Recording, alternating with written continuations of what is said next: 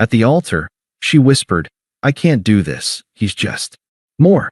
So I announced the wedding was off and took my honeymoon solo. Now she's broke, alone, and I don't even think about her. Hey viewers, before we move on to the video, please make sure to subscribe to the channel and hit the like button if you want to see more stories like this. Thanks. The air in the old church was thick with the scent of lilies and spent candle wax. 1,000 dust motes danced in the colored light streaming through the stained glass window, painting the aisle in hues of sapphire and ruby. At the end of that aisle, standing beside the elderly priest, I was the happiest I had ever been. My tuxedo felt like a second skin, not restrictive, but powerful. My hands were steady. My heart was a steady, booming drum of certainty. This was it. Everything had led to this moment. I caught my father's eye in the front pew. He gave me a small, proud nod. My mother was dabbing at her eyes with a lace handkerchief. Every face in the pews was turned towards me, beaming. And then the doors opened. There she was, Hannah, a vision in ivory silk and lace, her arm linked through her father's. The soft gasp that went through the congregation was a physical thing. She was radiant, ethereal, and she was walking towards me. Her eyes, the color of warm whiskey, were locked on mine, and in them I saw my future. A house, kids, growing old on a porch somewhere. I saw inside jokes and shared silences and a love that I thought was as unshakable as the earth itself. The world narrowed to the space between us. The organ music swelled and faded. Her father placed her hand in mine. It was cool and trembled slightly. Nerves, I thought, giving her fingers a reassuring squeeze. My brave girl. We turned to face the priest. His voice was a gentle, rasping drone, full of ancient wisdom and blessing. I heard the words, but they were background noise to the symphony playing in my soul. I was memorizing the line of her neck, the way a stray curl had escaped her intricate updo, the faint scent of her perfume, jasmine and vanilla. My wife, to have and to hold, from this day forward. The priest intoned, his eyes moving from me to her. He smiled. Hannah, do you take this man to be your lawfully wedded husband, to live together in matrimony, to love him, to honor him, to comfort him, and to keep him in sickness and in health, forsaking all others, for as long as you both shall live? The silence that followed was a beat too long. Just a single, suspended second. I felt her hand tense in mine. Then, she leaned in. Her lips were close to my ear, her breath a warm ghost against my skin. The congregation would have seen it as an intimate, wifely gesture, a secret promise between soulmates.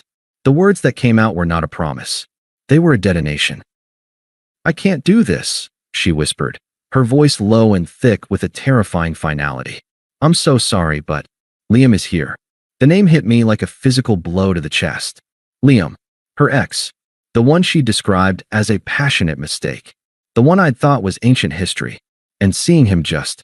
She continued, her whisper gaining a twisted, fervent energy. He's just more of everything I need. More passion, more excitement, more everything. I can't marry you. The world did not so much tilt as it simply dissolved. The booming drum of my heart stuttered and stopped. The vibrant colors of the church bleached to a blinding, painful white. The scent of lilies suddenly smelled funereal, cloying. I could feel every single thread in the fabric of my tuxedo jacket, every pore in my skin. My gaze, unbidden, flickered to the third pew on the left. And there he was, Liam. He wasn't smirking. He didn't look triumphant. He looked at me with an expression of profound, pitying smugness, as if he'd known a devastating secret all along and was finally seeing it play out. He gave me a slow, almost imperceptible shake of his head. A roar filled my ears, the sound of my entire future collapsing in on itself. I saw the life we'd planned, the wedding photos, the honeymoon in Bali, the little house with the big yard, shatter into a million glittering shards and blow away in a silent wind. I should have crumbled. I should have screamed. I should have begged. But I didn't. A strange, surreal calm descended over me. It was like being encased in ice. The panic, the humiliation, the soul-crushing pain. They were all there, but they were locked away behind a thick, soundproof wall. My mind, usually a chaotic place, became a place of pure, cold logic. I turned my head slowly back to Hannah. Her eyes were wide, glistening with what I now realized were not tears of joy, but of panicked regret. She was waiting for my reaction, for the scene, for the drama. I would give her none. I gently let go of her hand. The priest was staring, his mouth slightly agape, the ceremony frozen on his lips. I took a single, deliberate step towards him. "May I?" I asked, my voice not much louder than Hannah's whisper, but steady. Absolutely steady. Bewildered, he handed me the microphone. Hannah found her voice. "What are you doing?" she hissed, a note of fear cutting through her earlier resolve. I ignored her. I turned to face the crowd. 200 faces, a sea of confusion and dawning concern. My parents looked terrified. Her parents looked pale. I brought the microphone to my lips. "I'm sorry to inform you all," I said, my voice echoing with a calm clarity through the silent church, "that the wedding is canceled." A collective, sharp intake of breath. A few gasps. "It seems the bride has had a change of heart," I continued, my eyes sweeping over the crowd, never landing on Liam. "Thank you for coming. Please, enjoy the reception. The food and drinks are paid for." I handed the microphone back to the stunned priest. I didn't look at Hannah. I didn't look at my parents. I didn't look at anyone. I simply turned and walked. I walked back down the ruby and sapphire aisle I had just ascended in triumph. I walked past the frozen, horrified faces of my friends and family. I walked through the heavy wooden doors of the church and out into the blinding, ordinary afternoon sun. The door swung shut behind me, muffling the eruption of chaos I knew was happening inside. I didn't hear it. All I heard was the echo of a single word, ringing in the new, hollowed-out chamber of my soul. More. The airport was a blur of noise and motion, a stark contrast to the sacred silence I'd left behind in the church. I stood at the check-in counter, my single backpack at my feet. The attendant, a woman with a kind, tired face, looked at my ticket. "Honeymoon suite in Bali," she said, a smile blooming. "How exciting. Is your wife checking in separately?"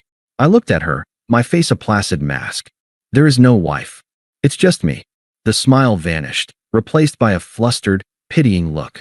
"Oh, I'm so sorry." "Don't be," I said, my voice even. "It's a long story. Just the one ticket, please." The flight was 14 hours of suspended animation. I didn't sleep. I didn't read.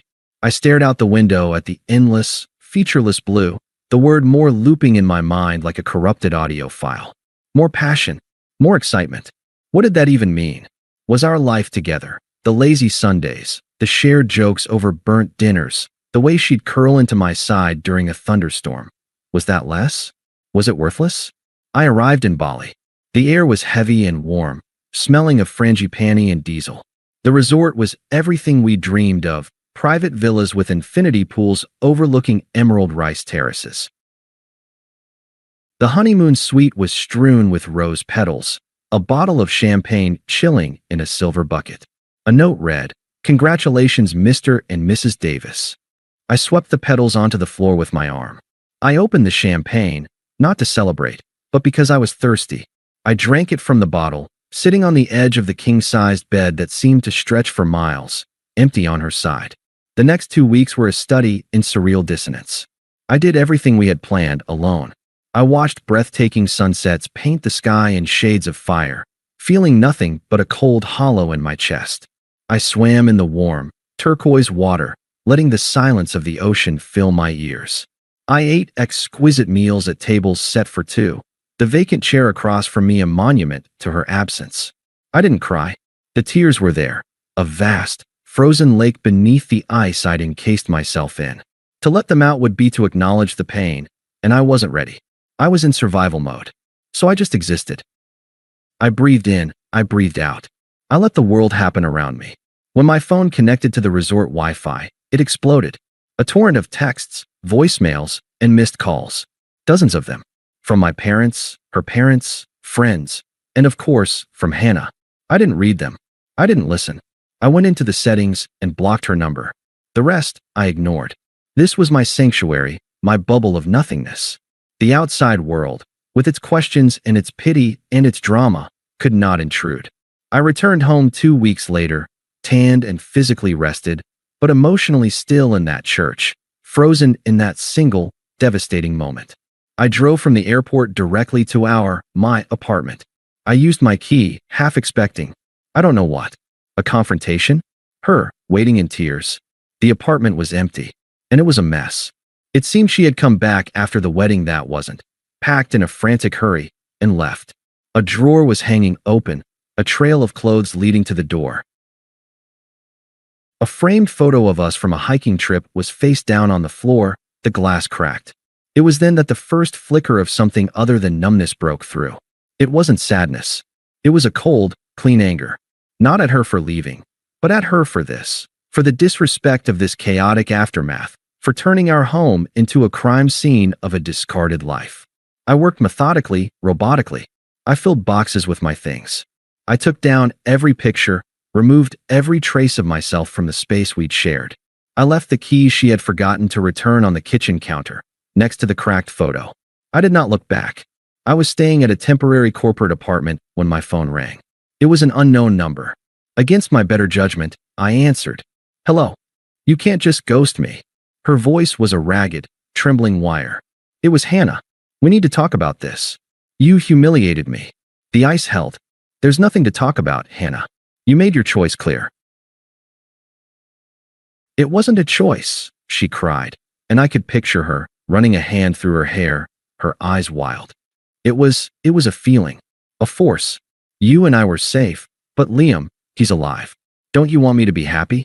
To feel alive? The hypocrisy was breathtaking. She was asking for my blessing on her own destruction. The part of me that had loved her for 5 years wanted to scream, no, I want you to be safe. With me. But that man had died at the altar. I hope you find what you're looking for, I said, my voice flat, final.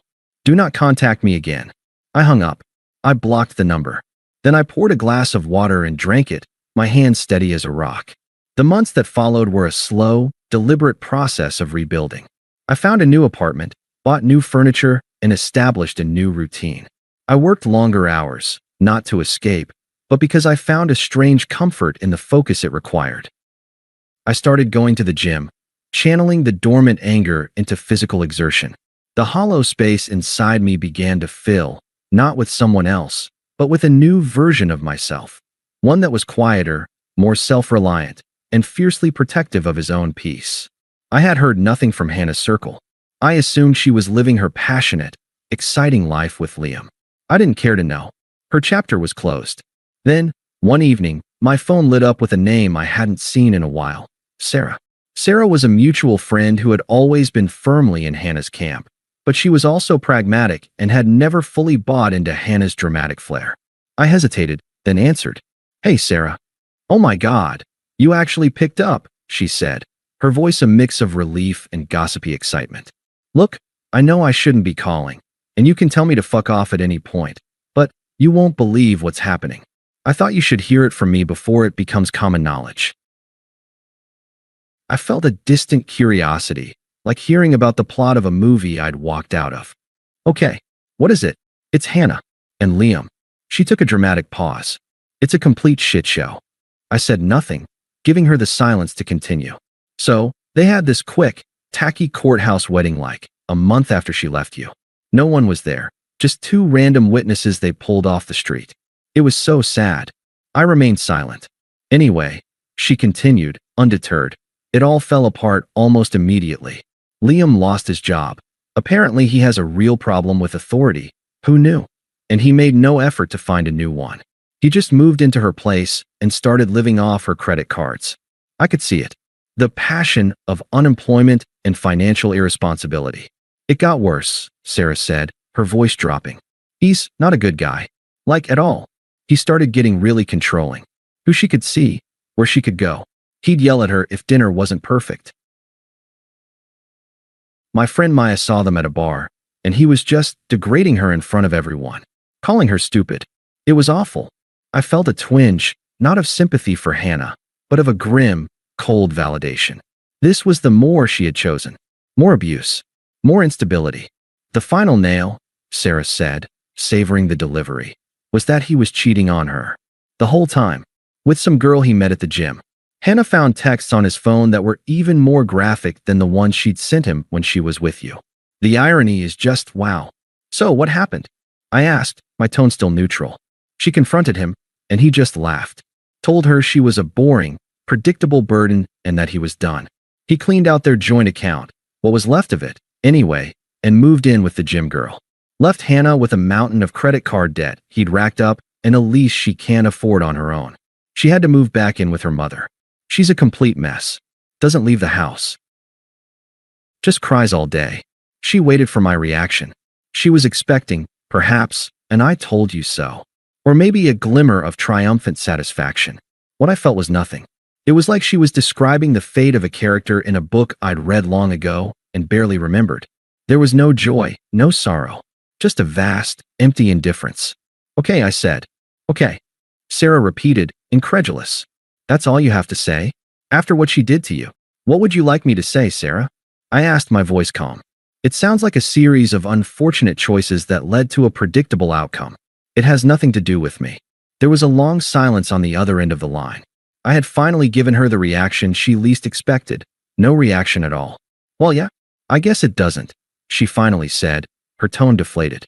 "I just thought you should know." "I appreciate the information," I said, polite and detached. "Take care of yourself, Sarah." I hung up. I looked around my clean, quiet, peaceful apartment. The setting sun cast a warm glow across the floor. I picked up the book I was reading and found my page. The story of Hannah was over. Her downfall was just a footnote. The silence after Sarah's call was a peaceful one.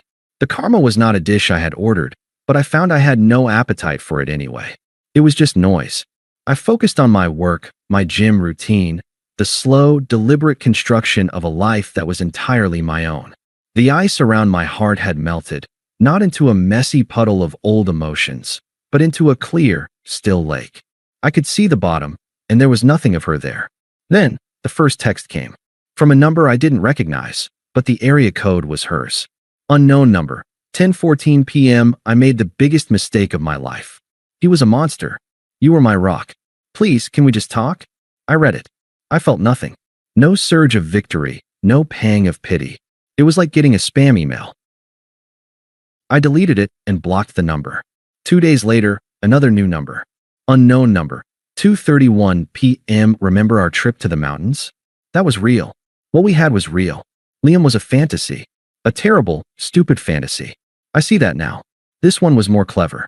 It targeted a specific, potent memory, a weekend in a cabin, where we'd been snowed in with nothing but a fire and each other for 3 days. It had been perfect. Now, the memory felt like an artifact from a museum, interesting to look at but devoid of any personal connection. I deleted and blocked. A week of silence passed. Then, the tone shifted. Unknown number, 11:07 p.m., so you're just going to ignore me? After everything? I guess you never really loved me either. You're just as cold as he said you were. There it was. The true colors, bleeding through the desperate veneer. When the pleas didn't work, the anger emerged. She was not sorry for what she had done. She was sorry for the consequences. I was no longer a person to her, but a tool for her comfort that had refused to function. The text was almost amusing in its hypocrisy. I didn't block this one immediately. I stared at it for a moment, a faint, wry smile touching my lips. Then I deleted it. The block felt unnecessary. Her words had just confirmed the absolute correctness of my path. The text stopped, but the campaign wasn't over. A few days later, my phone rang. Hannah's mom. I considered letting it go to voicemail, but I knew that would only prolong it. I needed to shut this down definitively. I answered. "Hello, Patricia. You're really going to abandon her now?" Her voice was sharp, laced with a mother's frayed nerves and a toxic sense of entitlement. After what that animal did to her, she's learned her lesson. The poor girl is shattered. A real man would find forgiveness. I took a slow breath, my voice adopting the calm, professional tone I used with difficult clients. "I'm sorry you're having to watch your daughter go through that." An acknowledgement of her feeling, not an apology. However, Hannah terminated our relationship. I am not responsible for her recovery. I wish you both the best, but this will be the last time we speak. I didn't wait for a reply. I ended the call and blocked her number too. The line was drawn. The moat was filled. My castle of peace was secure. A year and a half after the wedding that wasn't, I found myself at a chic, minimalist art gallery in the heart of the city. The air smelled of crisp champagne and expensive perfume. Soft, ambient music wove through the murmur of well-dressed patrons. I was there with Clara. Clara was a force of nature, an architect with a sharp mind and a laugh that could cut through any gloom. We'd met through work 6 months prior, and it was easy. There were no games, no dramatic proclamations. We were two whole people who chose to build something together, piece by steady piece. She knew about Hannah, in the way one knows about a past surgery, a fact of history with no present-day pain. I was standing before a large, abstract canvas, a swirl of dark blue and gold that reminded me of a night ocean. Clara was at the bar, fetching us fresh drinks. I felt a hand on my arm. I turned, expecting Clara. It wasn't her. It was Hannah. She looked diminished. The radiance I remembered was gone, replaced by a brittle thinness. Her eyes, once so bright, were shadowed and darting. She was dressed nicely, but the clothes hung on her a little wrong, as if she'd borrowed them from a more successful version of herself. "Mark? Oh my God," she breathed, her voice trembling. You look good." I did. I was filled out, healthy, dressed in a well-tailored suit that Clara had helped me pick out. I looked like a man who slept soundly at night. "Hannah." "Hello," I said. My voice was polite, detached, the way you'd greet a vaguely familiar face from a long-ago job. Her eyes welled with tears instantly. It's been so hard." The words tumbled out in a practiced rush.